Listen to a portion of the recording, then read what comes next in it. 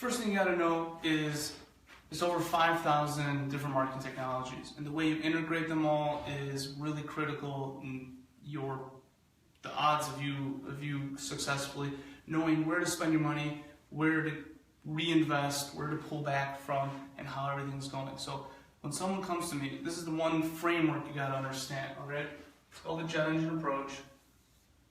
And think of a jet engine. You have 4 distinct layers, phases.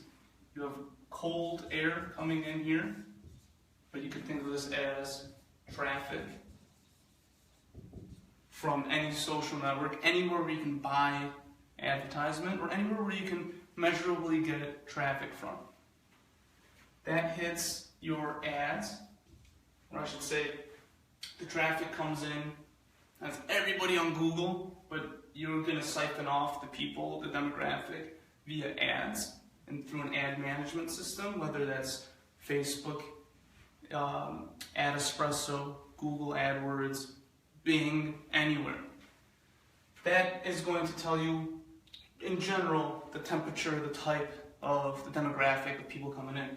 That traffic from your ads is going to hit content, and this is going to compress the type of person that you're trying to seek out from this crazy world, and even still the average person. You know, there might be 1 million people searching your topic.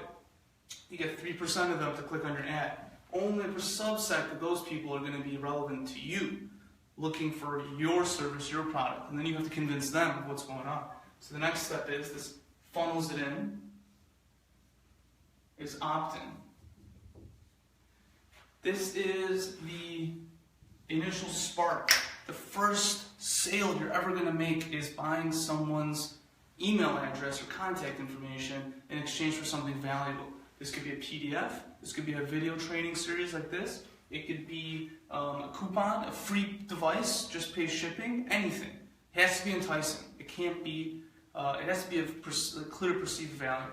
And then once they get added to once they opt in, they get added to an email sequence, and they get emails automatically, sales emails. This process is what everybody uses to succeed in forever, okay? And it'll maximize your ad spend, and there's an extra layer which you could maybe think of as the nuts and bolts that keep it together, which is an attribution system. ATTRI. Right? And it tells you how much you're paying, where are people going, what's going on. But this really, when you translate for the tools you're using, is called a marketing stack in real terms. So you might have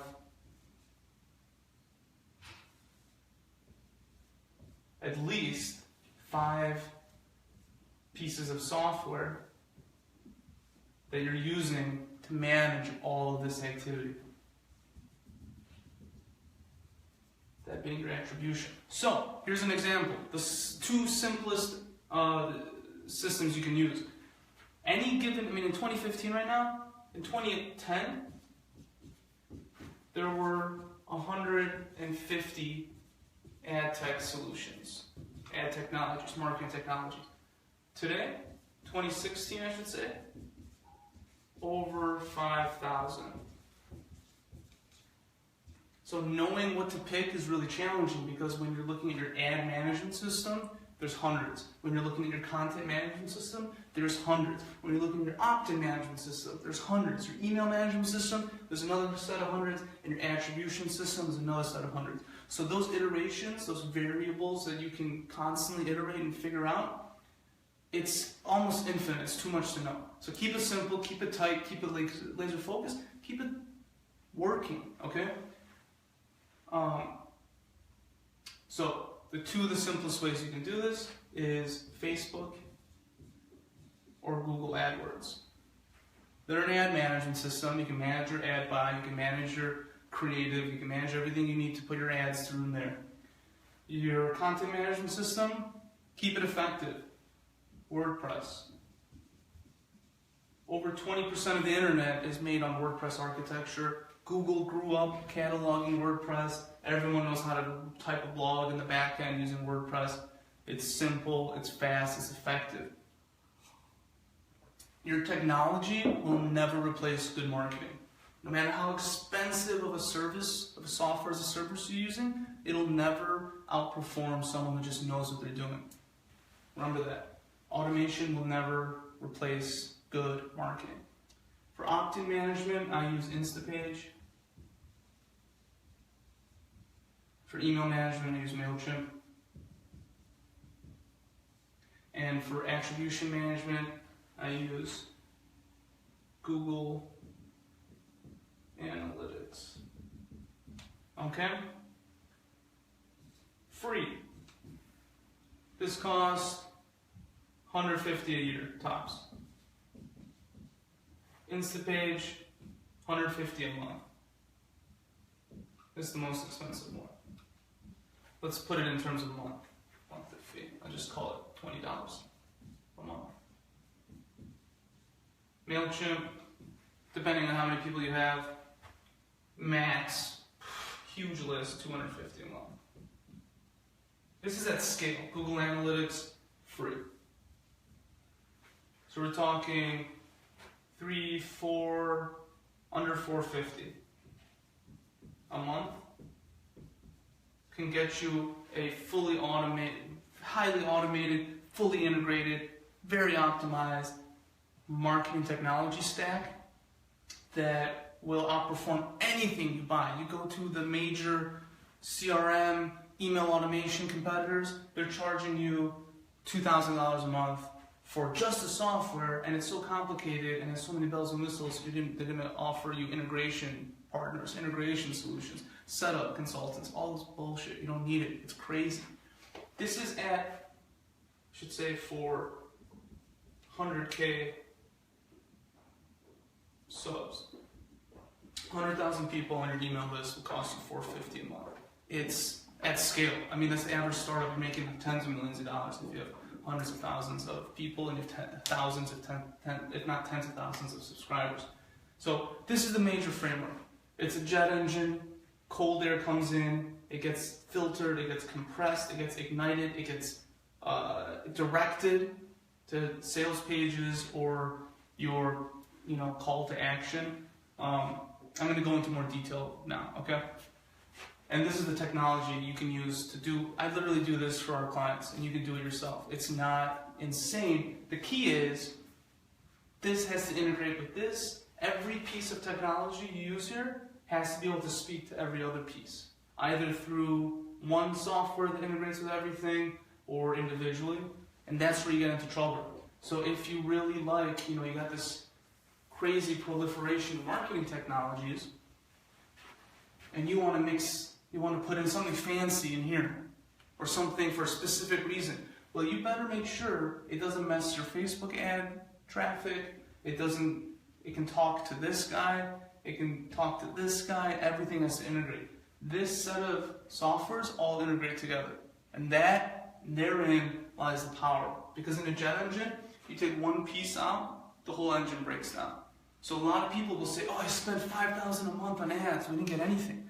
Where were you sending them? What were people seeing when they got there? Was there an opt-in offer so you can get a positive return on that investment into your ad spend? What were they being offered in the email series? Was your analytics set up properly so you can measure everything, right? And you could even say, I should be honest, Google Analytics is part of it, but I use like Dasheroo also for my clients to see what's going on, and that's like $19 a month. Oops. So I have clients, I don't show them all this stuff. I put all the info on the dashboard so they get to see it very cleanly and beautifully, and that costs $20 a month. So what do I get paid to do? If my costs are $450 a month, why do I make so much money? I'll show you why. Because this is an iterative process. You have to go step by step, one step at a time, build your ads, understand your ads, understand your content, understand your opt-in, and understand your emails. And then when that's all done, you have customer acquisition cost, you have product market fit, you have a customer acquisition system that's automated and can scale. You have all sorts of stuff. You have content for years for your blog and your organic channels, and you have peace of mind. You don't have to spend all day trying to generate customers. You have a baseline of customers coming in that you can modulate with your ad spend. So let's get into that. Okay, there's a lot here. It's really powerful stuff. Everyone should be doing this. And if you're not, and your competitor is, you're SOL, man. So I break my work up into several phases. Phase 1 is customer acquisition analysis. I call it CAA. Okay? And I look at Google AdWords, Keyword Planner,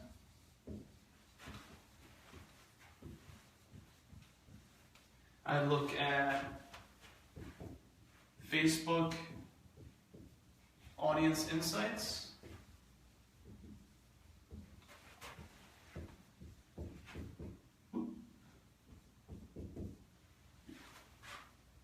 and that's usually it.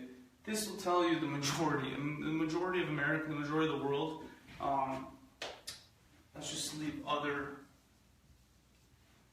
PPC social platforms.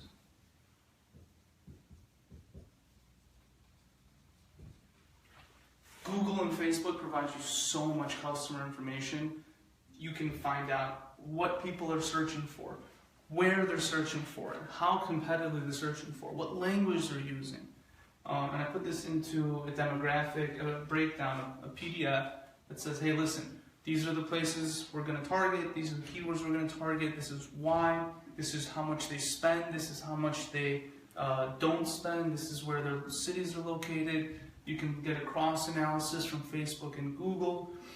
These are the keywords we're going to avoid because this, that, and the other, and these are the opportunities that lie in front of you. So, once you know that,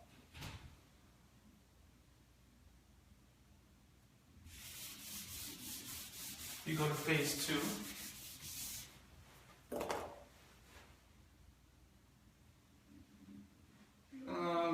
Let's just call it phase 2. Ads. So I will run ads, let's say, for a week, and I will test daily. And I will look for, I will know what the benchmark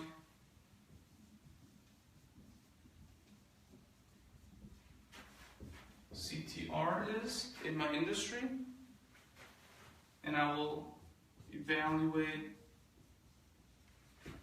daily. So I will run an ad for an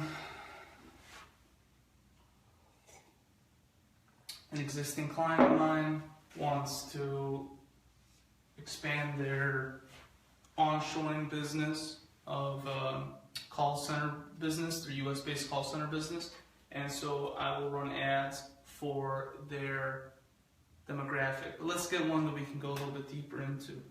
I have a new pen I want to sell.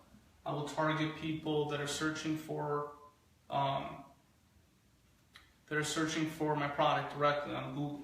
See what comes up. I will target people that are searching for office supplies. See what comes up. I will collect a set of keywords that I want to go after and a demographic. So a keyword list for Google and a demographic profile on Facebook, and I'll start running ads to them. And I'll see what are they looking for. I'll run an ad for a week and see how it does. I will know what my benchmark CTR is, so that when I have an ad, that's my benchmark CTR. So click-through rate percentage. I will know when an ad in day 5 does much better. And I know that all my ads did better or worse. And I will measure, oh, that's the one I want to keep. It would be more like this. If you're looking at a week, this might be day 2, in fact. And I will say, boom, winner, winner, chicken dinner. When I go to week 2, these winners come in, and I do the same thing. And I run ads, I run ads, I run ads. Now I know I have kind of a new benchmark, 2 new benchmarks. And I'll see, can I get anything above this? Or are they all in here? Maybe I...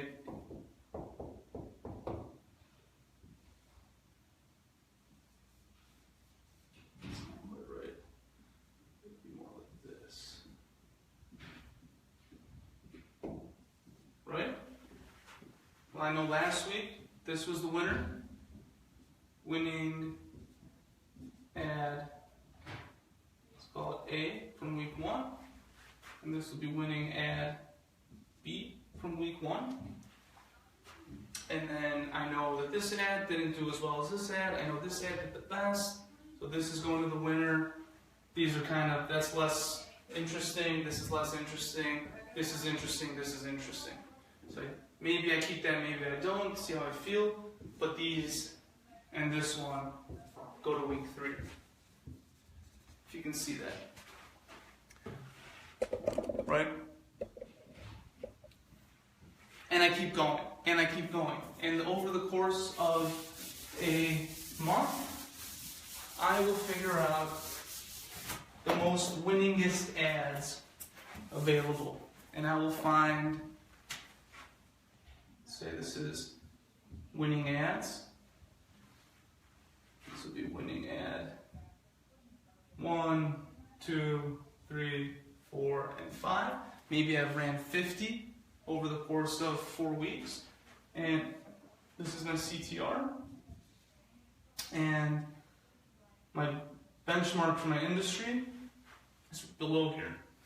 Because I want things that do better than average. I don't want average. Average is losing. Above average is good. Way above average is winning, to me. And I will find out the headline for each one of these.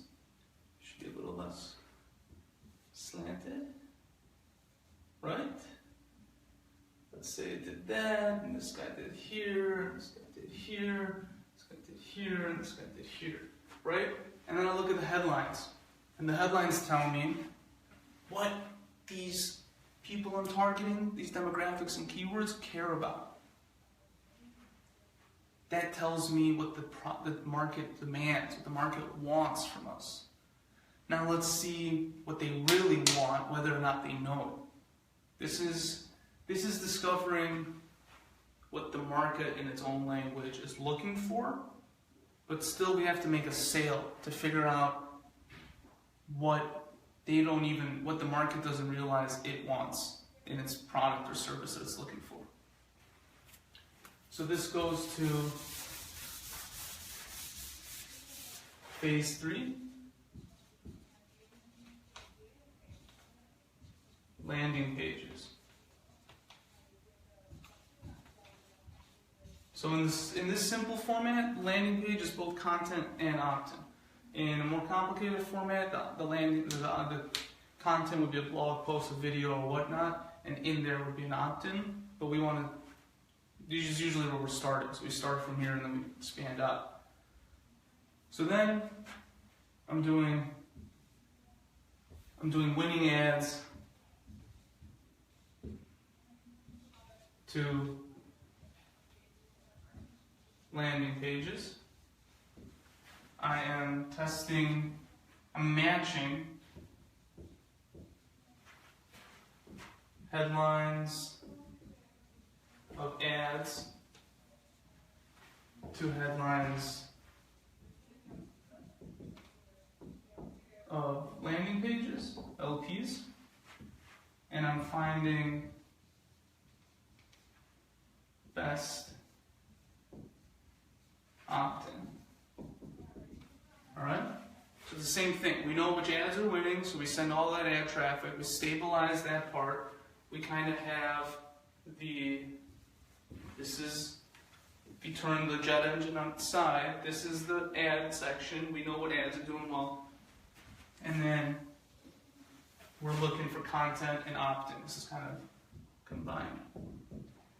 And we want to know what format people care about, what their social proof they require. We want to know as much as we can, but we also want to know what opt-in they care most about. What is going to drive them to give us their contact information? Is it going to be a PDF? Is it going to be a web training? Is it going to be a free product, a coupon, free shipping? What is it? Once we know that, we have the basics of product market fit. This is kind of your product, or represents the most base form of your product. This is your market. This represents an accurate view of your market.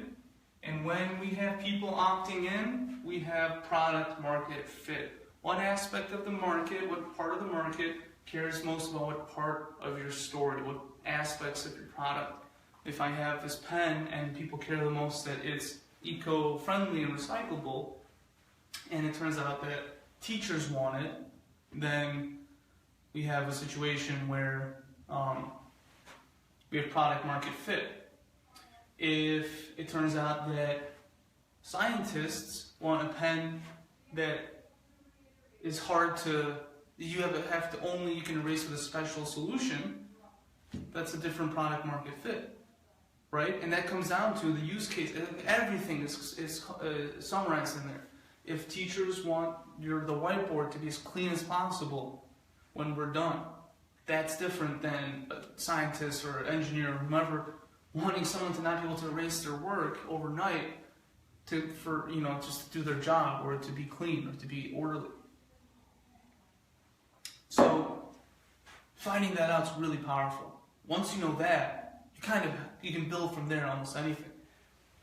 From there, we go to phase 4, which is sales emails. And this is where money is made. So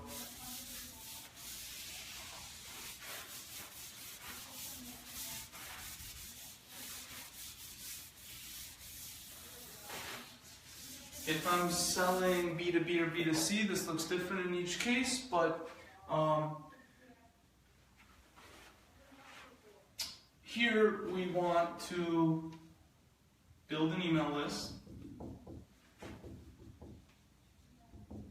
We want to remove the middlemen that own different social media platforms and regulate different social media platforms from us and the customer.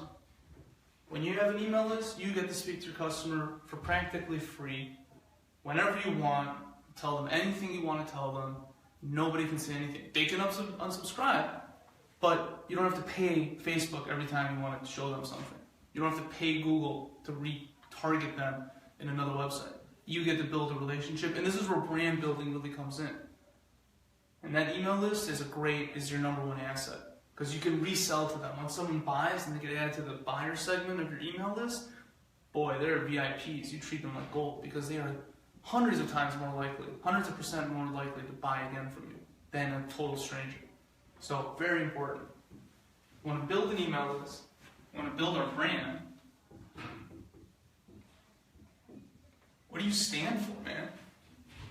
Why should someone care about doing business for you? I'm here to grow startups. What are you here for? I'm showing you everything I'm doing. Is it going to help my competitors?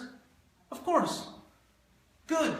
They can validate my market, and I can be perceived as a thought leader because I'm training the industry on best practices.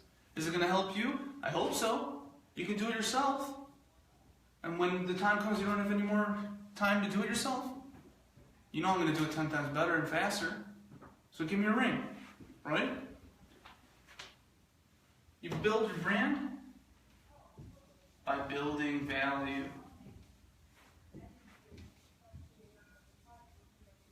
Right? Don't drop your prices, raise your value. Don't give people so many discounts. Raise your value. Stop racing to the bottom and commoditizing yourself and your product. Raise your value. You want to make a goal, you have an income goal? What do you have to add to your services until people pay that fee? Think about it. How do we build value through email? Well,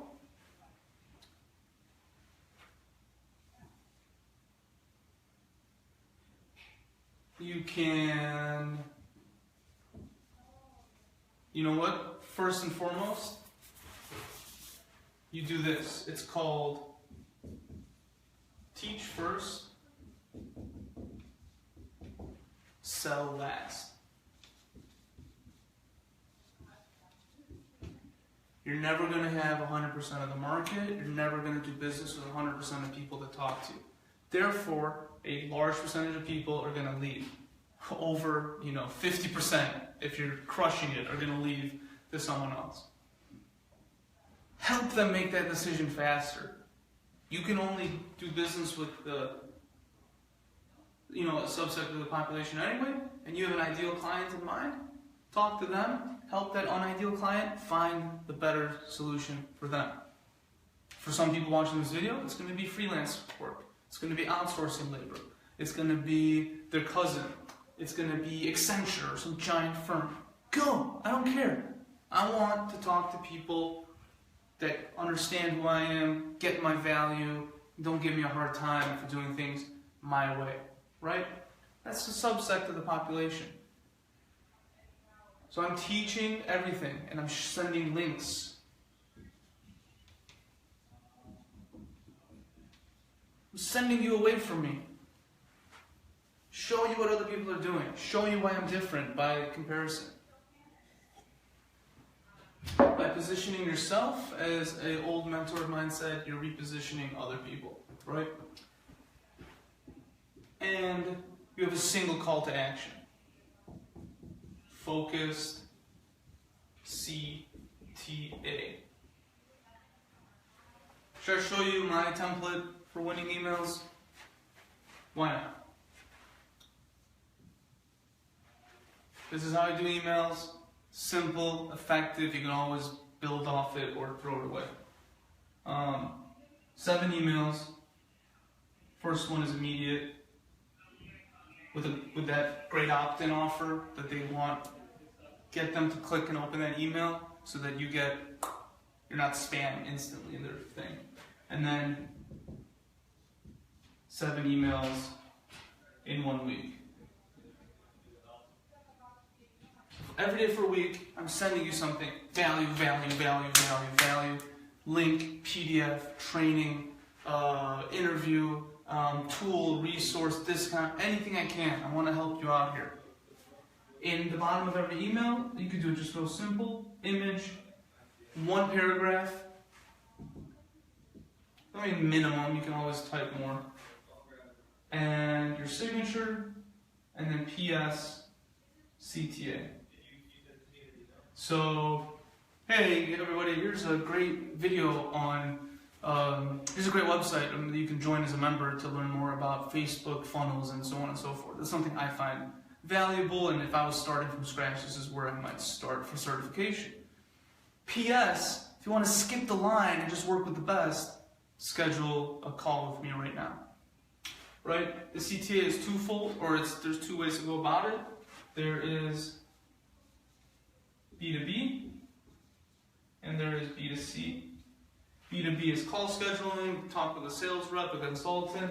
B2C is, hey, here's a sales page, here's the purchase link, let's make money right now. Let's transfer some more funds right now. Value, value, value, and then after that, I go once a week. Now, if you're thinking, what am I going to send them once a week? This is where you start investing in your organic game and your blogs, and your content play, your social media content. I'll get into all that later in other videos. This is the first step in knowing you have business coming in every day. but not everybody is going to be accessible on Google, Facebook, these platforms. You got to start going into content creation, social media content strategy, and your digital PR strategy, and PR if you want to go crazy and waste all the money. But that's the gist of it. At the end of this thing, you get what I hand over to clients is a complete system, so I know what their winningest ads are. I know what their winningest landing page looks like and offers. I know what their winningest opt-in offer is. And then I know the order and the content of their winningest emails, because I A/B test, A/B test, A/B test, rapid, iterative prototyping is the only way to do marketing in 2018. Now, when I hand that over, they have a complete system. They can use it on my servers, so they can copy and paste it into their servers. They know what keywords to go after. They know what targeting to use. They know what headlines, copy, or creative to use. They know where to send that URL. They know what the web page, the landing page looks like, the color scheme, the headline, the graphics, the length. They know the opt-in offer. They know how many fields are best to request. Just email and name, cell phone number, so on and so forth. They know what that product is, that opt-in offer. Is it a PDF? Is it a video course? They have that. And then they know the emails. They know the first email. They know the second, third, fourth, seventh. They know the content of that. They know the call to action, and they know where to send that call to action. It's a complete customer acquisition system. And when it's set up, and they either keep it on my servers or put it on theirs, it's automated. They turn on their ads.